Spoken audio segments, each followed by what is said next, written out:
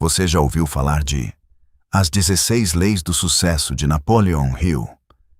Provavelmente já viu alguém citando as leis propósito definido, mente mestra ou imaginação.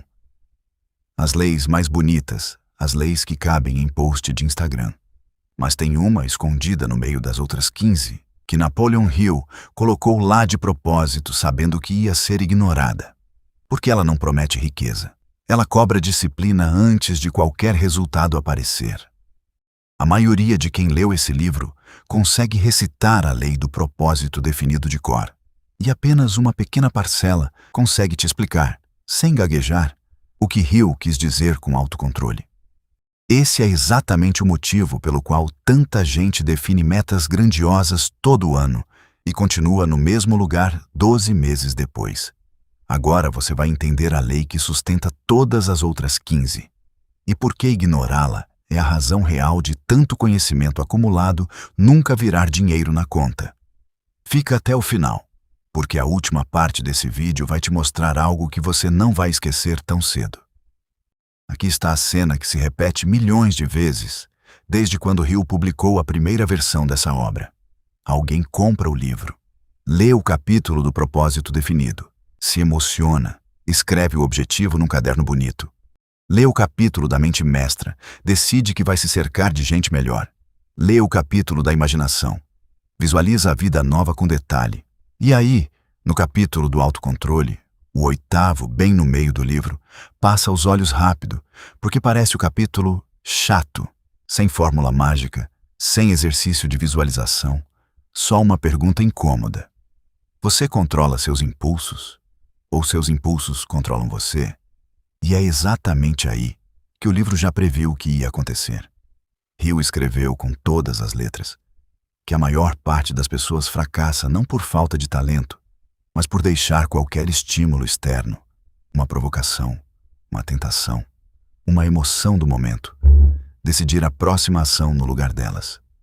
Ele sabia que quem pulasse esse capítulo ia voltar, meses depois, sem entender por que definiu um propósito lindo e continuou gastando por impulso, discutindo por orgulho, procrastinando por desconforto.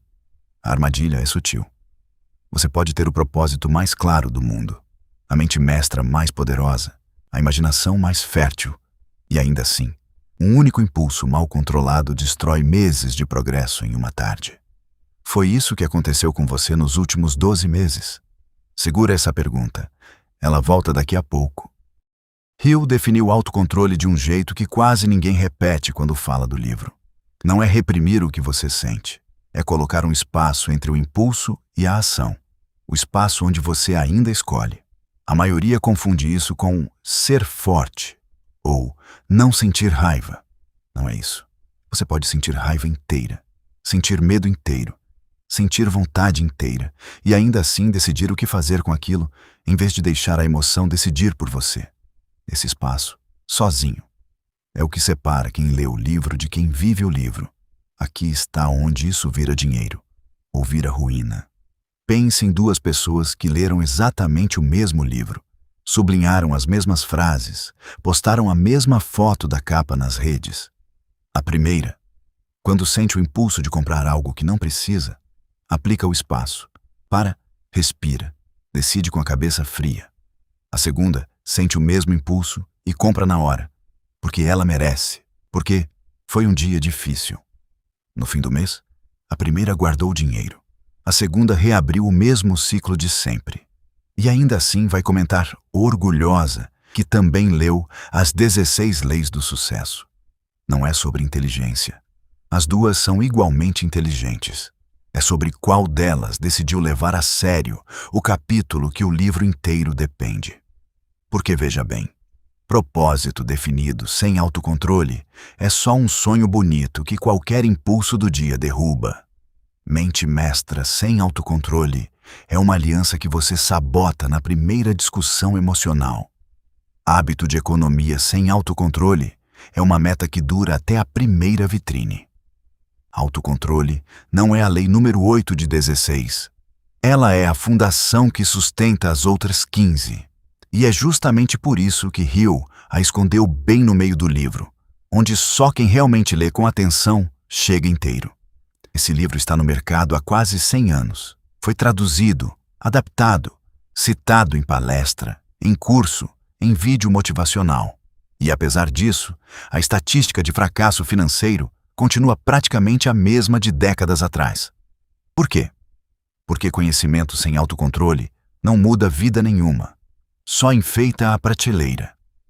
Pensa em quanto dinheiro você já perdeu nos últimos anos para decisões tomadas no calor de uma emoção, a compra por impulso, a discussão que custou uma parceria, o projeto abandonado porque bateu desânimo num dia ruim.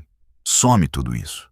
Esse número, provavelmente, é maior do que qualquer curso, qualquer investimento, qualquer oportunidade perdida por falta de conhecimento técnico.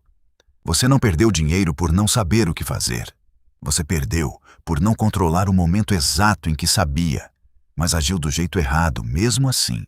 Napoleon Hill não escreveu um manual de motivação. Escreveu um espelho dividido em 16 partes. E a maioria escolheu se olhar só nas partes bonitas. Definiram propósito, imaginaram o futuro, sonharam com a mente mestra perfeita e evitaram, sistematicamente, o único capítulo que exigia mudar o comportamento no momento exato em que ele mais custa, quando o impulso está gritando mais alto que a razão. Não é acusação, é diagnóstico. Você já sublinhou essa frase, talvez já tenha até recomendado o livro para alguém. Mas seu extrato bancário, suas relações, seus projetos abandonados dizem se você realmente aplicou o que leu ou só gostou de ler. As outras 15 leis são o destino que você quer. O autocontrole é o pedágio que ninguém quer pagar para chegar lá. Você já ouviu falar de as 16 leis do sucesso. Agora você sabe qual delas, sozinha, decide se as outras 15 vão significar alguma coisa na sua vida ou só vão continuar bonitas num caderno fechado na gaveta.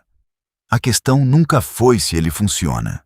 A questão é, da próxima vez que o impulso gritar mais alto que a sua razão, a compra, a discussão, a desistência, você vai deixar ele decidir por você de novo?